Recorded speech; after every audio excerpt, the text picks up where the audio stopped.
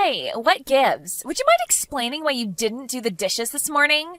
You've done nothing but slack off today. You didn't even clean the bathtub.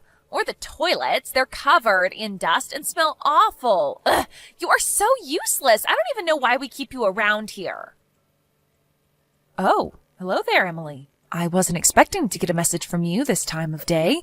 I suppose this means you've already gotten home from work then? Stop dodging the issue. Why haven't you done any of your chores? Don't even think about telling me you forgot about them. I'm sorry, what are you talking about? Do I really have to explain it to you again? I go to work. You do not. That means you need to be doing all the housework since you're not pulling any weight in the house. Now get off your lazy rear end and start scrubbing right now. Emily, I just moved in with you two yesterday. Is this really anything to be getting so angry at me about? Excuse me? And besides, I am working. I may not be as busy as I used to be, but I am still working, so I'm out of the house for at least the morning most days. Who do you think you are? Don't talk back to me like that. Emily, we made the rules very clear before we built this duplex together, don't you remember? We agreed that each of us would do our own chores, me in my unit and you two in yours. And our finances are separate as well. When we built the house, we had separate meters for gas, water, and electricity installed, so we can each pay for just what we use on our own. Of course, we're family and will most assuredly be there for each other in difficult times, and any time you need me to look after Roy for you, I'd be glad to babysit him. Those were the rules that we decided on after a long and open discussion between the three of us, right? Whatever, I'm tired of this conversation. Sure. Hey, Mom. Sorry to bother you on your lunch break. Do you have a minute? Sure, Isaac. What can I do for you? Did you have anything on your schedule for next weekend? Next weekend? Let me think. No, I don't believe I have anything going on then. Why's that? Okay, then what would you say to all of us going on a short little vacation as a family? A vacation sounds lovely. What's the occasion?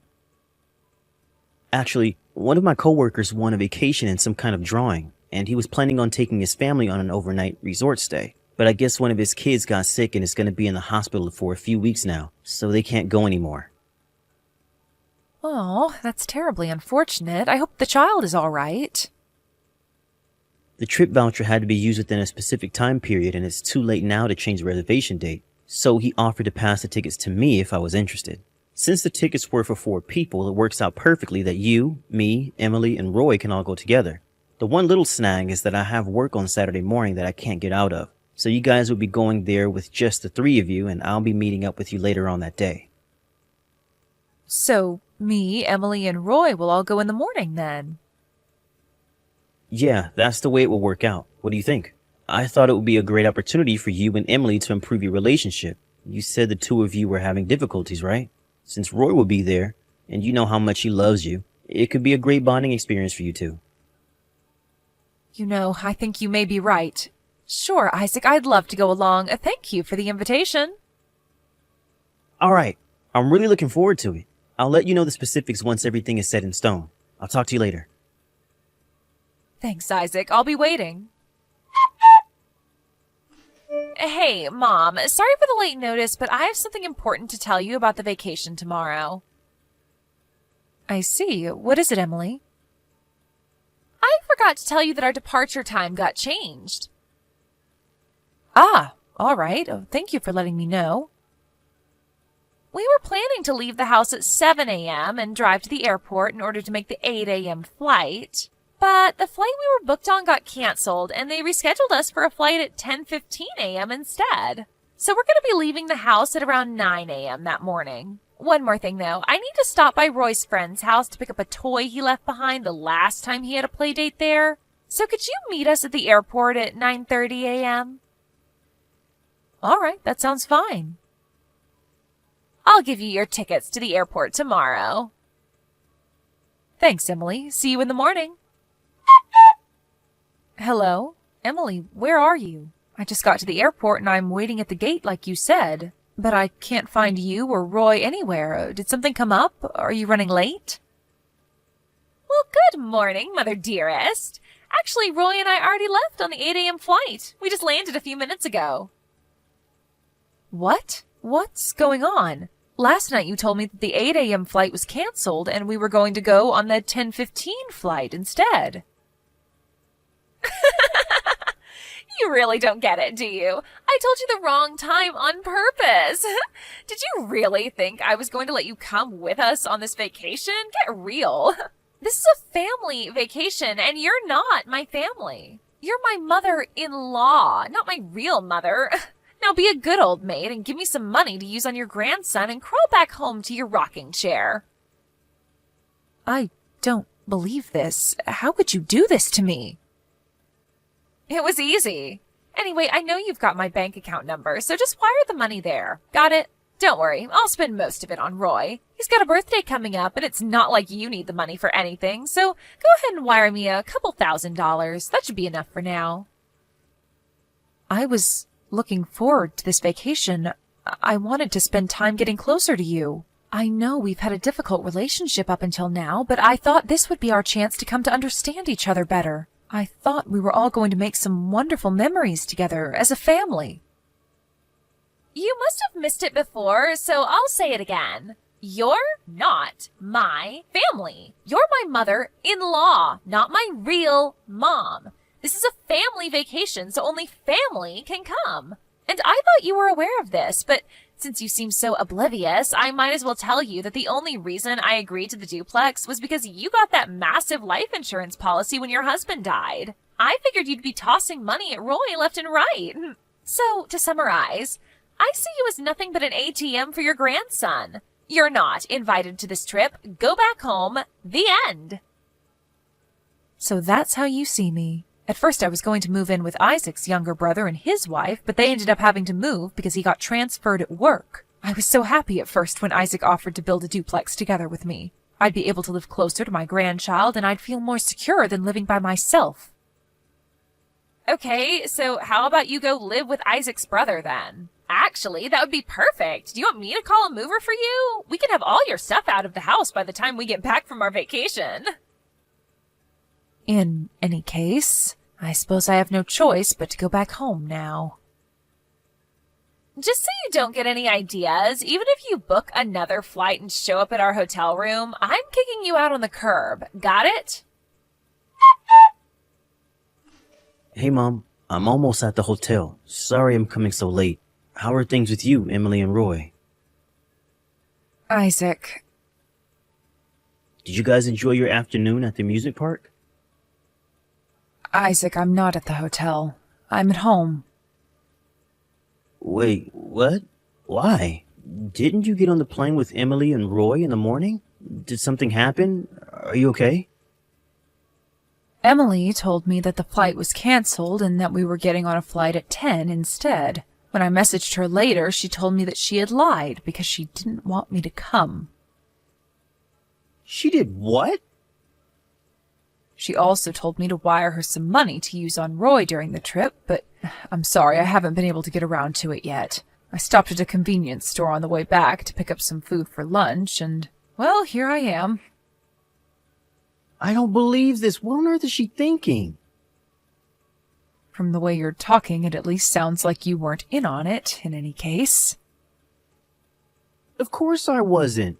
I'm gonna have a little talk with Emily about this. Give me some time and I'll take care of it.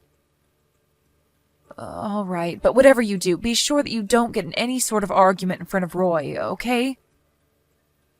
I know. I'll wait until it's nap time. I'll message you later on tonight.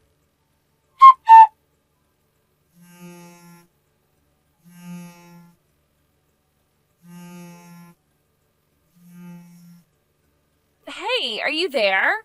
I can't find Isaac or Roy anywhere. Do you have any idea where they might be? Emily? Oh, are you still at the hotel? Isaac just got back to the house with Roy about an hour ago. They did? So, wait a minute. I'm all alone out here now? They abandoned me? Well, like I said, they just got home, and I haven't heard any specific details, but yes, it does appear so. this your doing? What did you say to Isaac? Nothing, really. I just told him that you gave me the wrong time for the plane on purpose in order to keep me from coming with you on the trip is all.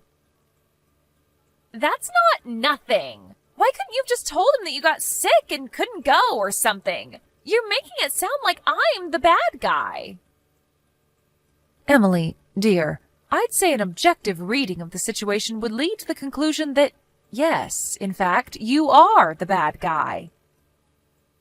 What did you just say?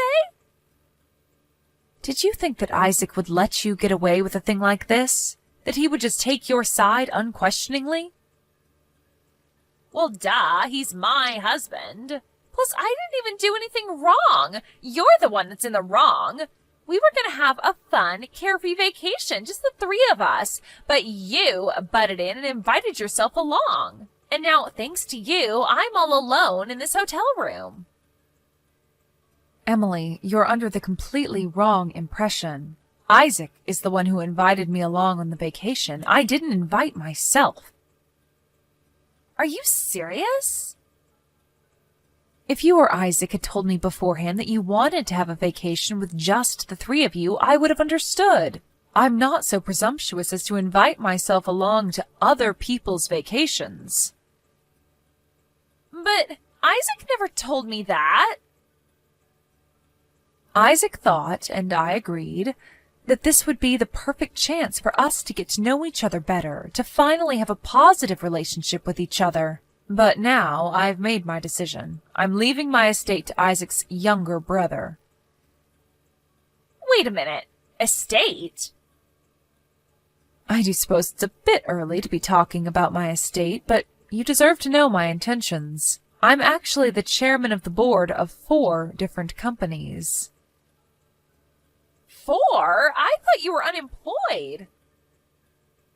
They were originally my father's companies, and when he passed away, he left his majority stake in each of them to me. It's been a while since I've seen the numbers, but I believe my stock holdings alone amount to around 5 million. 5 million? So that's going to get split up between the 2 brothers, right?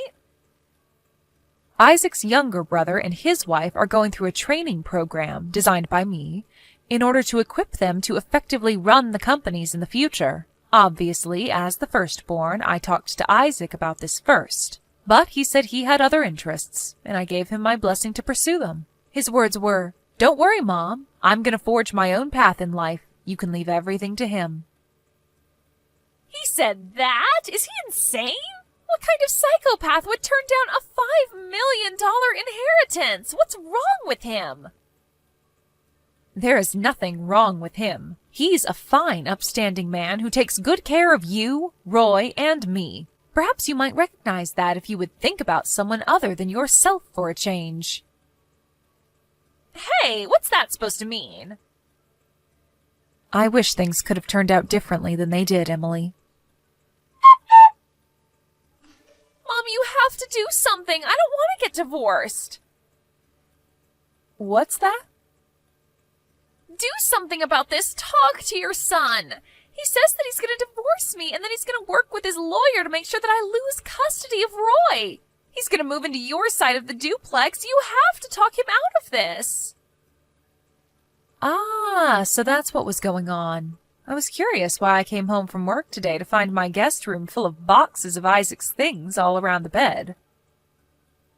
Well, now you know why, so hurry up and do something about it.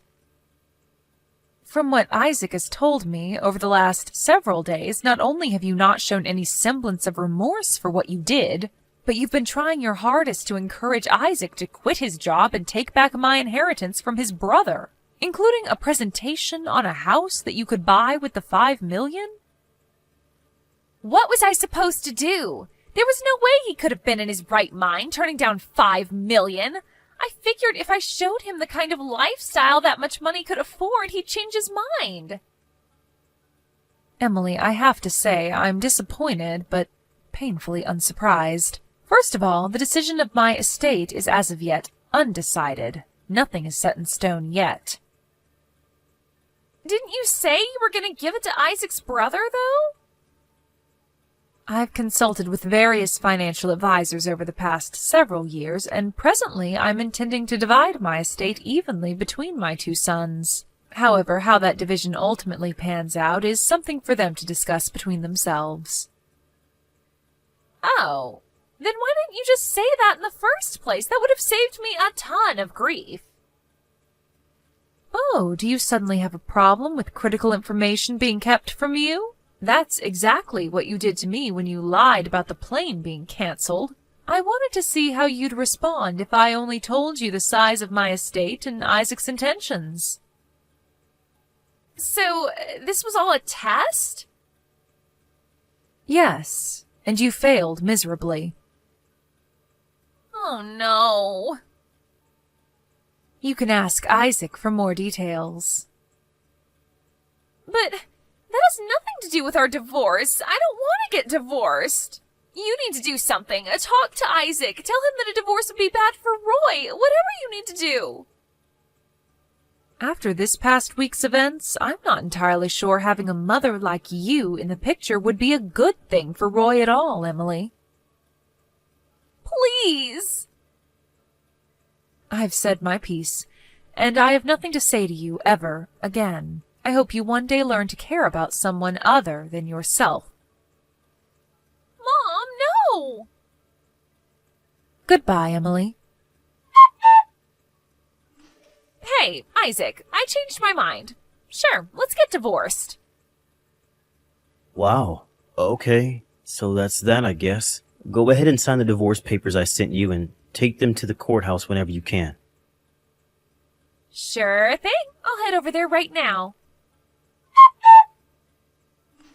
Okay, it's all done. I just got back from the courthouse, so we're officially divorced. Wire me my share of the assets as soon as you can. I'm pretty sure you still have my bank account information. What are you talking about? Don't pretend like you don't know. I can do math. Since your mom's estate is $5 million and you get half, that means you get $2.5 million. That means that since we're divorced, I get half of that. So you owe me $1.25 million. I'm planning on using that to pay the bills while I look for a new job, so send it to me as soon as possible. Got it? Why did I have to marry someone as stupid as you? My mom's not dead yet, you moron. So?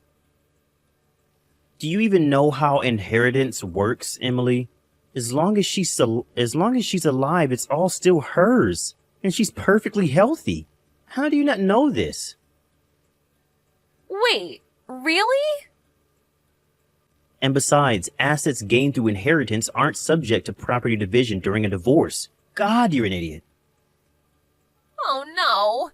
Okay, then I changed my mind. We're not getting divorced after all. Don't you think it's a little too late for that? You just said that you had already turned in the divorce papers at the courthouse. Uh-oh. Man, this sucks. What am I gonna do now? Emily and Isaac's divorce was finalized just a few days after our final conversation. After considering Emily's behavior and its potential impact on Roy, the family court sided with Isaac and granted him full custody. It went far more smoothly than I expected, for us at least. Isaac realized in that last message to Emily that she was under an enormous misconception about how the property division would work, which is too bad for her, but thanks to that misconception, she consented to the divorce far quicker than I thought she would. After the divorce, Emily tried to move back in with her parents, but they threw her out. She's now living in a tiny apartment and working the night shift at a local dive bar. Her parents came by our house a few days later to apologize for her behavior. According to them, Emily had worked up quite a bill at the local host club as she was planning on being able to use my estate to pay it off. So it seems like she's going to be working off that debt for some time. I do hope that she learns her lesson and turns her life around.